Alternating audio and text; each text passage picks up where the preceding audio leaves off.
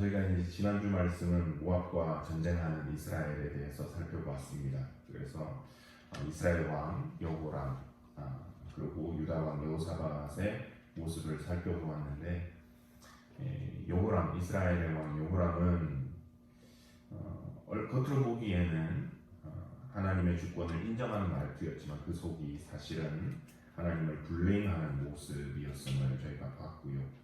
여호사밧을 통해서 은혜를 받은 것은 여호사밧 때문에 하나님의 은혜가 왔다는 모습을 통해서 믿음의 자녀된 저희들 때문에 우리 주변에 있는 사람들이 복을 누리게 됐으면 좋겠다, 이렇게 말씀을 드렸습니다. 오늘 4장의 말씀은 이 요단 지역에 왜 갔는지 모르지만 엘리사가 갔다가 이제는 되돌아와서 이스라엘 지역에서 사역을 하는데, 그 중에 4장은 쭉 기적을 베푼 이야기들입니다. 그 중에서 이제 첫 번째 기적 이야기인데, 선지자의 제자들 중에 한 사람이 죽었습니다. 근데 이제 빚쟁이들이 찾아와가지고 빚을 갚지 않으면 그 아들들을 데려가서 종으로 삼게 하겠다 하니까 이 엘리사 선지자가 기적을 베풀어서 그 빚을 갚게 해줬다 하는 그런 내용입니다. 이 사람이 누구냐 하는 어떻게 보면 우리는 별로 관심이 없을 수 있는데 학자들은 그렇지 않나 봅니다. 한글 성경은 선지자의 제자라고 나오지만 이 히브리어 원문에 보면 선지자의 아들이 문자적인 아들이 아니라 선지자 무리들, 즉 선지자들, 이렇게 이제 풀이를 할 수가 있습니다. 아마도 당시에 하나님의 종으로 하나님의 사역자로 살아간다라고 하는 것이 쉽지가 않았을 것입니다. 지금도 저희가 그렇잖아요. 목회자로 산다 이러면 사실은 조금 여러분들이 어떨 때는 존경을 하시면서도 어떨 때는 이렇게 좀 안타까워하시는 이제 그런 표정들이 있잖아요. 이 당시에는 아마 조금 더 하지 않았나 싶습니다. 왜냐하면 북왕국 이스라엘, 누가 집권을 했었지요? 아합과 이세벨, 그 악한 왕이 집권을 했을 당시에 특히 하나님의 이 사역자들, 선지자들은 핍박을 받았었고, 그래서 이 박해를 피해가지고 동굴에 숨어서 물과 약간의 음식만으로 연명을 해야 했던 그런 시기가 있었습니다. 아마 그러니까 그 사람들 중에 하나가 아니었겠느냐, 아니면 이 믿음의 사람은 바알에게 무릎 꿇지 않은 7,000명 중에 한 사람, 이런 핍박의 시간을 지나면서 신앙도 지켜야 했고 자기는 숨어 있지만 가족들을 또 먹여 살려야 됐기 때문에 어쩌면 빚을 지고 그 가족들을 또 살게 했던 그런 선지자의 삶이었을런지 모르겠습니다. 근데 이제 요거를 가지고 유대 역사가 요세푸스라고 하는 사람이 있는데요. 이 유대교 전통에서는 어떻게 해석을 했냐면, 이 죽은 사람이 바로 다른 사람이 아니고 이렇게 동굴에 선지자들을 숨겨줬던, 자기가 사비를 들여서 숨겨줬던 바로 이 오바댜가 아니었겠느냐 하는 것이, 돈을 많이 들여서 숨겨주고 돈을 쓰다 보니까 이제 빚을 지게 되고 시간이 지나서 이제 자기는 죽고 이제 과부는 더 이상 핸들하지 못해서 이제 엘리사에게 나와서 이제 도움을 구한 겁니다. 이렇게 보면 또 중요한 이유 중에 하나는 뭐냐면, 여인이 와가지고 당신의 종이 하나님을 경외하는 자였던 것을 알지 않습니까? 이 표현이 오바댜가 길에서 엘리야를 만났을 때 했던 표현과 정확히 일치한다라는 것이었습니다. 그래서 이제 뭐 그런 해석도 있는데요. 뭐 이 죽은 분이 하나님의 종이 선지자의 제자가 오바댜 본인이었는지 아니면 굴 속에 숨어 있었던 사람이었는지 7,000명 중에 하나였는지 저희들이 정확히 알 수는 없지만, 한 가지 확실한 것은 그가 하나님의 일을 하다가 생전에 빚을 많이 졌고 이제 죽은 후에는 그 빚 감당을 과부하하지 못해서 아들 2명이 이제 종으로 넘어가게 되는 그런 안타까운 상황이었다라고 하는 것입니다. 이때 엘리사의 도움으로 하나님의 은혜를 경험하게 됩니다. 이 말씀을 통해서 제가 처음에 말씀을 묵상하면서 처음 제 마음속에 와닿았던 것은 우리가 법대로 살아야 되겠다. 특별히 하나님의 법대로 살아야 되겠다 하는 그런 도전이었습니다. 오늘 사건의 발달은 개인적인 빚 때문에 일어난 일이지요. 1절 말씀을 다시 보겠습니다. 선지자의 제자들의 아내 중에 한 여인이 엘리사에게 부르짖어 이르되 당신의 종 나의 남편이 이미 죽었는데 당신의 종이 여호와를 경외한 줄은 당신이 아시는 바니이다. 이제 빚준 사람이 와서 나의 2 아이를 데려가 그의 종을 삼고자 하나이다 하니 옛날이나 지금이나 이 빚이라고 하는 것 그게 참 무서운 것 같습니다. 특히나 요즘 시대에 사채를 쓰면 그렇더라고요.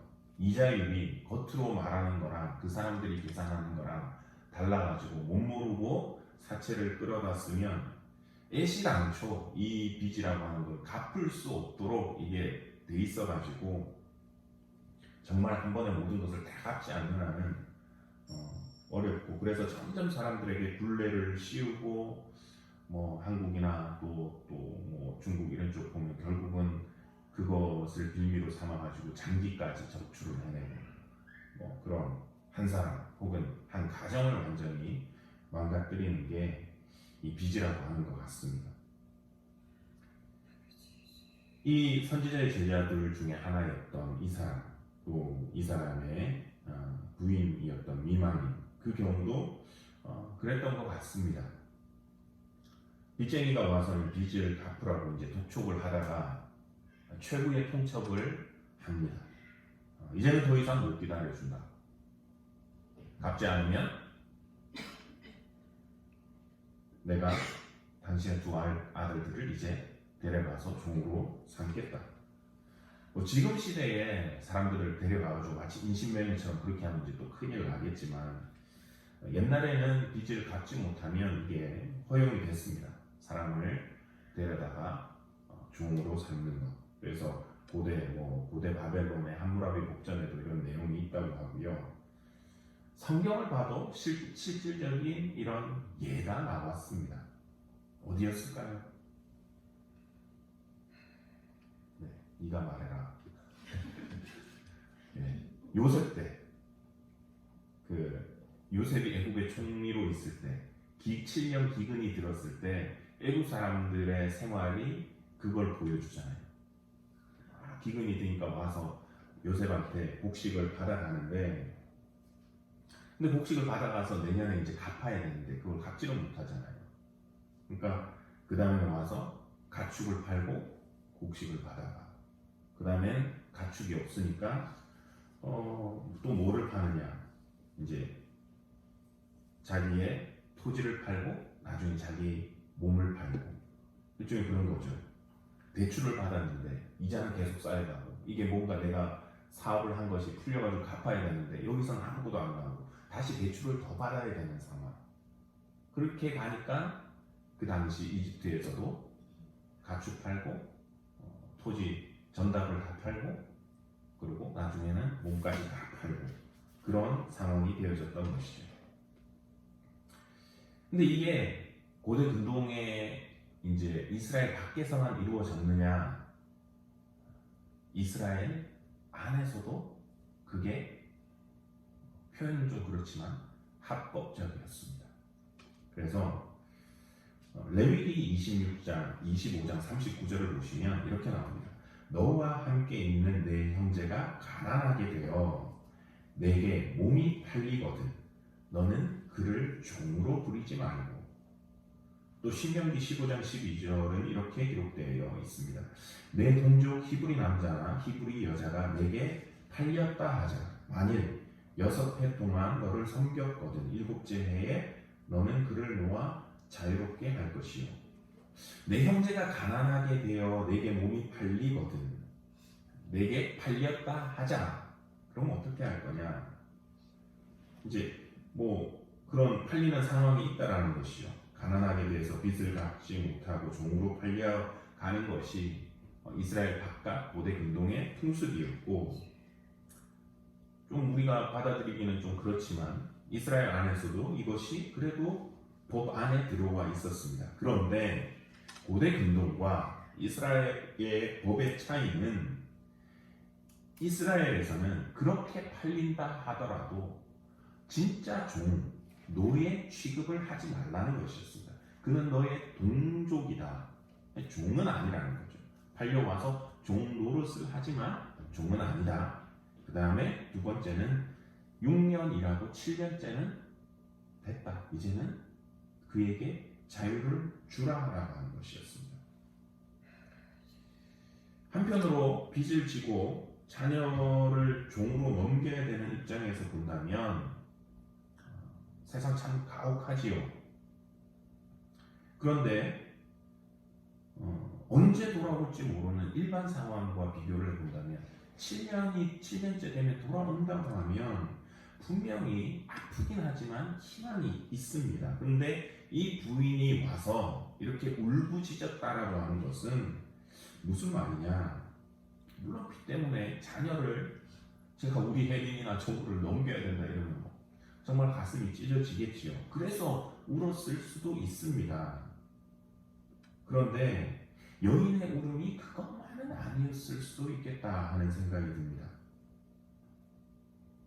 7년 후에 돌아온다 이러면 그래 우리 눈 딱 감고 정말 마음이 아프지만 기다리자, 다음을 기약하자 이렇게 할 수 있는데, 그게 이제 제대로 지켜지지 않았다라는 반증인 것이죠. 사실 히브리인들에게 있어서 동족을 매매하는 것은 원칙적으로 금지되어져 있었습니다.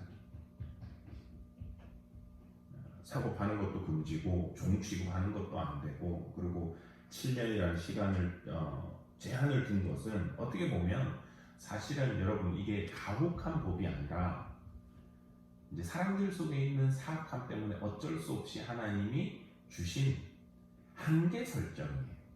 그런 의미에서 본다면 은혜라는 겁니다. 은혜. 무슨 말이냐면 안 해야 되는데 너희들이 꼭 해야 된다면 요 선은 넘어가지 말라는 거예요. 그 선을 이제 그어 주신 겁니다. 마치 눈에는 눈, 이에는 이, 그 법하고 취지가 비슷하다는 거죠. 저희가 오해하시는 경우들이 많은데 제가 한번 설명드렸던 것 같습니다. 눈에는 눈, 이에는 이로 갚으라라고 하는 것이 그만큼 갚으라는 것이 아니라 참는데 도저히 못 참겠으면 딱 그만큼만 너도 하라는 거예요. 그 이상을 넘어가지 마라. 우리 인간의 본성이 어떻습니까? 한 대 맞으면 우리가 한 대만 때리나요? 그렇죠. 두 대를 때리고 요즘에는 더 악해져서 어떻습니까? 맞는 게 아니라 기분 나쁘게 말했다고 쫓아가서 죽잖아요. 그 악함이라는 것이죠. 이걸 갚으라는 것이 아니라 네가 참아라, 용서해라. 근데 그것을 도저히 네가 핸들할 수 없으면 그래 그만큼만 더 이상 하지 마라 하는 것이죠. 그것처럼 종으로 파는 것도 빚에 대한 문제도 너희가 핸들해봐. 근데 도저히 못하겠으면 그거까지만 이방인들처럼 사고 팔고 이 이익을 위해서 그렇게 하지 마 라고 하는 그 한계를 정해주신 것이죠. 근데 여인이 이렇게 울부짖었다고 하는 것은 어떻게 보면 이 법이 제대로 지켜지지 않았다는 것입니다. 그걸 우리가 성경에서 찾아볼 수가 있는데, 그런 예들을 선지서들이나 아니면 또 바벨론 보러 다녀가서 이렇게 보면 그런 흔적들이 보입니다. 아모스 2장 6절입니다. 거기 보면 은을 받고 의인을 팔며 신 한 켤레를 받고 가난한 자를 팔며. 야, 빚 때문에 사람을 파는데요. 그 금액이 얼마냐면 큰 것도 아니고 신발 한 켤레 값 때문에 사람을 팔았다는 거예요. 이스라엘의 상황이 얼마나 나빴는지를 극단적으로 보여주는 얘기입니다. 또 예레미야 34장 9절에 보시면 이제 시드기야 왕 때 이런 야 우리가 바로 살아보자 이러면서 계약을 하는데 그 계약은 사람마다 각기 히브리 남녀노비를 놓아 자유롭게 하고 그의 동족 유다인을 종으로 삼지 못하게 하는 것이라. 그렇게 살아야 되는데 다시 이렇게 하자라고 하는 거예요. 그 말은 못하고 있었다는 말이지요. 동족 유다인을 종으로 매매하지 못하게 했다. 그런데 그렇게 했는데 11절에 뭐라고 다시 나오냐면 후에 그들의 뜻이 변하여 자유를 주었던 노비를 끌어다가 복종시켜 다시 노비를 삼았다. 이스라엘 사람들이 그렇게 하나님의 복은 있었지만 지금 이렇게 살아갔다라는 겁니다. 그러면 하나님한테 혼나고 나서 바벨론 포로를 갔다가 좀 돌아오면 정신을 차려야 되는데 그때는 또 어땠느냐? 느헤미야 5장 5절입니다. 그들에게 이르기를 우리는 이방인의 손에 팔린 우리 형제 유다 사람들을 우리의 힘을 다하여 도로 찾았거늘 너희는 너희 형제를 팔고자 하느냐? 느헤미야랑 이 뜻이 맞는 사람들은 팔려간 사람들은 다시 되찾아오려고 하는데 이스라엘 사람들 중에는 어떤 사람들이 있었느냐? 자기들이 종으로 부리는 것을 넘어서서 이방인의 손에 그냥 돈 더 받고 팔아버리는 일들이 있었다라는 것이죠. 그러니까 이런 상황이 아마 그 뿌리가 계속 그 전에서부터 시작이 되었던 것 아닌가 하는 생각을 합니다. 어느 분이 그러더라고요. 특히 한국에서 부자는 합법과 불법의 경계선에 서 있는 사람들일 경우가 많다. 그러니까 합법적으로 해서는 부자된 사람들 별로 없다. 그러면서 그 불법을 행하면서 그런 사람들은 변호사를 써서 잘 교묘하게 합법과 불법을 넘나들면서 이렇게 한다 하는 얘기를 들은 적이 있습니다. 굳이 부자만 그런가요? 우리들도 그럴 때 있잖아. 때로는 합법, 때로는 불법 사회를 왔다 갔다 하면서. 당시 이스라엘 모습이 그렇지 않았나 싶습니다. 빚을 진 사람, 네, 극단적으로 법에 의하면 데려올 수 있었습니다. 그것까지는 합법이었습니다. 하지만 자유를 다시 주지 않기 위해서, 돈을 내가 더 받기 위해서, 내가 아니라 이 합법의 테두리를 벗어나서 저 불법, 무법자인 이방인의 손에 넘긴다고 한다면 또 안 되는 것이었죠. 합법으로 시작해서 불법으로 끝나려는 그런 모습들이 있었던 것을 봅니다. 아니 어쩌면 애시당초 이 법이 나오기 전에 또 다른 법, 너희는 고아와 과부를 선대하고 그들을 돌봐라, 공동체에 주신 그 법만 지켰어도 어쩌면 오늘 이 상황은 일어나지 않았을 수도 있는 그런 상황이었던 것입니다. 이 법이 제대로 지켜지지 않았던 것이죠. 한국교회 또 한국교회 교인들이 사회적인 비판을 많이 받는 그런 큰 이유 중에 하나가 이 불법의 문제가 아닌가 하는 생각을 합니다. 무슨 사건이 일어나고 사회적인 이슈가 터져나왔을 때 참 죄송하지만 거기에 연루된 사람이 목사였을 때는 정말 제 가슴이 찢어집니다. 그리고 어떨 때는 장로님들, 중직자, 교회에 어떻다더라 이러면 참 부끄럽지요. 예수님께서 말씀하셨습니다. 불법을 행하는 자들아 내게서 떠나가라. 원하기는 저희들의 신앙과 삶이 하나님이 나와 함께 하신다. 그 말씀을 들어가지고 불법을 합법으로 미화하거나 아니면 불법을 정당화하지는 않는 저희들의 삶이 되었으면 좋겠습니다. 오늘 말씀을 보면서 또 하나 깨달은 것은 하나님은 우리를 도우시는데 우리가 동참하기를 원하신다라고 하는 것입니다. 하나님께서는 남편이 죽고 아이들을 빼앗길 이 위기에 처한 이 여인의 부르짖음을 외면하지 않고 이제 도와주셨는데 기적, 정말 이 기적이 일어난 거죠. 기름이 분수처럼 계속해서 나오는 그런 기적을 경험했습니다. 우리가 신앙생활을 할 때 하나님의 은혜를 경험하고 정말 또 놀라운 어떤 기적을 경험한다면 그것은 정말 우리 신앙생활에 너무너무 소중한 특별한 경험이 될 것입니다. 근데 오늘 말씀을 통해서 본 것은, 깨달은 것은 그것입니다. 이 기적적인 경험, 하나님의 놀라운 역사가 어떻게 시작이 되었는가? 2절 말씀입니다. 엘리사가 그에게 이르되 내가 너를 위하여 어떻게 하랴? 내 집에 무엇이 있는지 내게 말하라. 그가 이르되 계집종의 집에 기름 한 그릇 외에는 아무것도 없나이다 하니.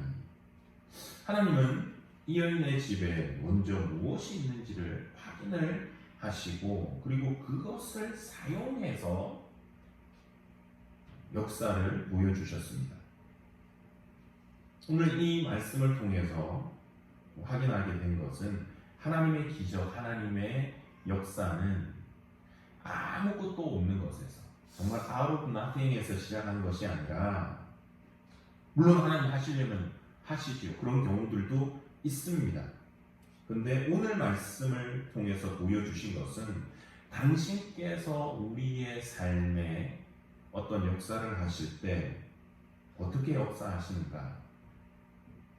작고 미미하고 부족한 것이지만 그것을 통해서 그것을 사용해서 당신의 힘을 보여주신다라고 하는 것입니다.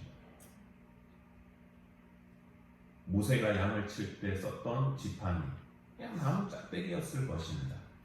하지만 하나님께서 사용하셨을 때 출애굽에 놀라운 기적들이 나타났습니다.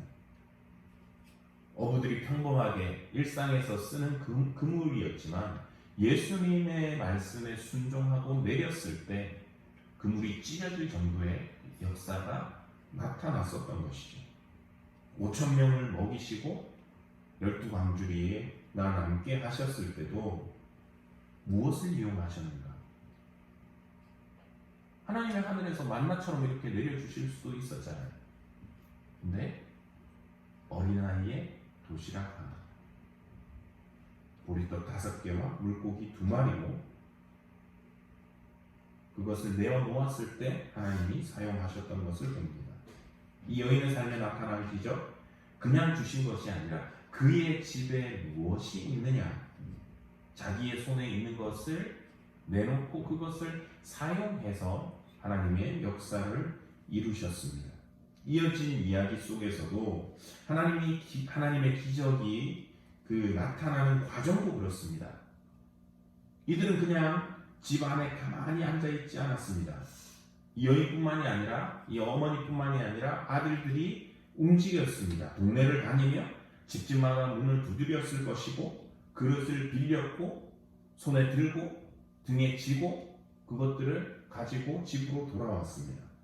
그리고 나서도 기름이 그냥 채워지라고 가만히 있지 않았을 겁니다.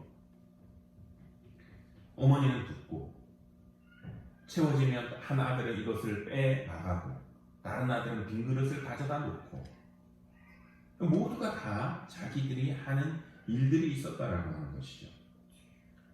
간혹 저희가 신앙생활을 하면서 물론 전통이나 경험에 따라 다를 수가 있지만 하나님의 역사를 기대하면서 아무것도 하지 않고 기다리기만 하는 그런 안타까운 모습을 볼 때가 있습니다. 내가 하면 하나님이 하신 게 아니라는 거죠. 물론 맞을 수도 있는데 처음부터 끝까지 초자연적으로 뭔가 일어나야 그게 하나님이 하신 거고 내가 뭔가를 건드리면 안 되고 물론 그런 기적들이 있죠. 지금 말씀드렸다시피 광야에서 만나가 내린 것, 뭐 메추라기를 먹은 것 이스라엘 백성들이 한 게 있나요? 하나님 다 해주셨죠. 그 다음에 출애굽했을 때도 모세가 이야기하잖아요. 너희는 두려워하지 말고 가만히 서서 오늘 하나님께서 너희를 위하여 행하시는 구원을 보라. 가만히 있고 그냥 봐. 이런 타입의 기적도 있지만 또 다른 유형은 우리가 가진 것, 재물, 재능, 능력, 시간, 작은 것이지만 우리 것을 먼저 내놓고 하나님께서는 그것들을 사용하시면서 당신의 능력을 보여주실 수 있다라고 하는 것입니다. 그것은 이제 신학적인 용어로는 동참한다라는 표현을 씁니다. 동참한다. 하나님이 하시는 일에 우리가 같이 동참하는 우리의 가진 작은 것들, 조금의 시간, 적은 물질, 적은 능력일지라도 내어놓을 때 하나님께서 그것들을 사용하셔서 역사하시는 것을 봅니다. 하나님이 해주시겠지, 아니면 누가 뭐 또 다른 사람 하겠지, 기다리는 것만이 아니라 때론 작은 것이라도 내놓을 때 아무리 작아도 미미해도 그것이 하나님의 손에 들려질 때에 위대한 역사가 일어날 수 있는 것을 저희가 믿습니다.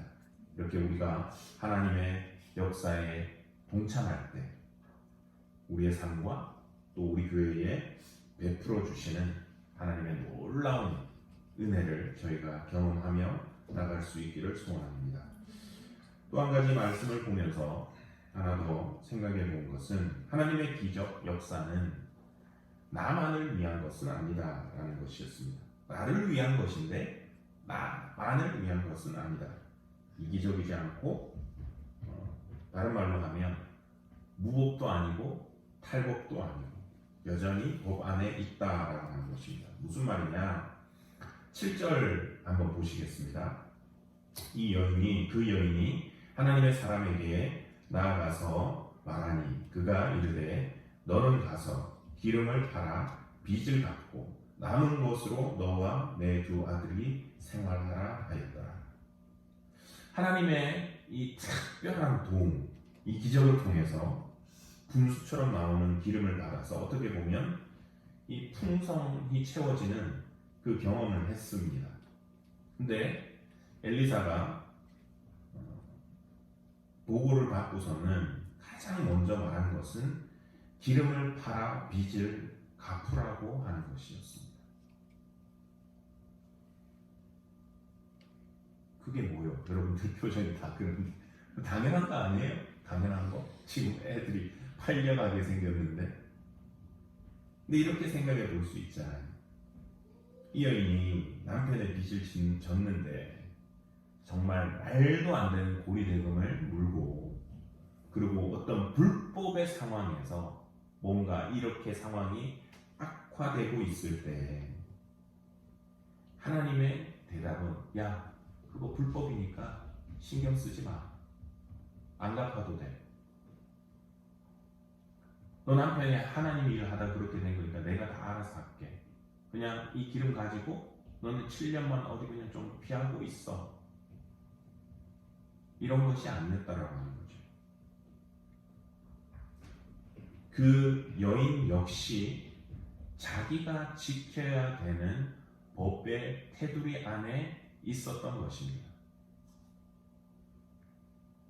그러니까 여인은 자신과 아들들이 먹고 살 것을 먼저 챙겨야 됐던 것이 아니라 그가 져야 됐던 그 책임을 지라고 먼저 요구를 받았던 것입니다. 빚을 갚는 것. 어떻게 보면 그리고 불법적으로 이렇게 된 거면 안 갚아도 되는 거죠. 근데 갚으라고 요청을 하는 것입니다. 오늘 바울의 모습도 그것을 한편으로 보여준 것이 있습니다. 빌레몬서가 그랬지요. 주인을 피해서 나온 종 오네시모, 그 종에 대해서 바울이 야, 내가 감옥에서 이 사람을 만나서 전도해서 이제 이 사람이 내 사야에게 소중한 사람이 되었는데 알고 보니까 빌레몬의 종입니다. 자기가 관계를 가지고 있었던 신앙을 같이 신앙생활을 했던 그 사람의 종이었습니다. 그냥 말 한마디 하고 내가 이제부터는 이 사람도 믿음의 자녀가 됐으니까 내가 그냥 쓸게요 하는 것이 아니라 빌레몬서의 내용이 무엇이었습니까? 그가 이렇게 말했습니다. 바울이 그가 만일 내게 불의를 하였거나 내게 빚진 것이 있으면 그것을 내 앞으로 계산하라. 바울도 역시 이 빚의 문제에 있어서 갚을 것은 갚겠다 얘기를 한 것이지요. 이 여인에게 있어서 정말 이 상황이, 이 지금까지 온 상황이 어떤 불법으로 말미암아 이런 상황으로 왔다면 이 여인에게 있어서 빚이라고 하는 것은요, 정말 외면하고 싶은 책임이었을런지 모릅니다. 그리고 버리고 싶고 도망가고 싶은 굴레. 내가 이 불법적인 건 왜 내가 책임을 져야 되느냐. 하지만 하나님께서는 불법에 대해서 불법으로 대하라고 하지 않으신 것을 봅니다. 우리가 신약에서 용어를 빌리자면 선으로 악을 이기라. 근데 이 여인에게 임한 하나님의 은혜는 그저 빚을 갚는 것으로만 끝나지 않았습니다. 마지막 말씀이 이렇게 나옵니다. 남은 것으로 너와 내 두 아들이 생활하라. 이들이 책임을 다하고 나서도 하나님의 은혜는 그들에게 남는 것이 있게 하셔서 그들로 생활을 할 수 있도록 하나님께서 베풀어 주신 것을 보게 됩니다. 우리의 삶에 이런 은혜가 있기를 원합니다. 남음이 있는 은혜. 해야 될 것, 책임져야 될 것 다 하고도 남음이 있는 은혜.